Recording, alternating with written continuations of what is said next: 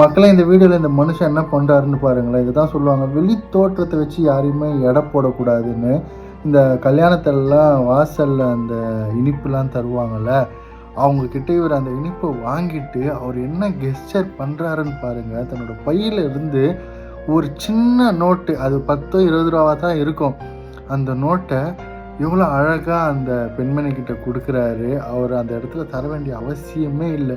அங்கே எவ்வளோ பேர் வராங்க, அதை வாங்கிட்டு போகிறாங்க.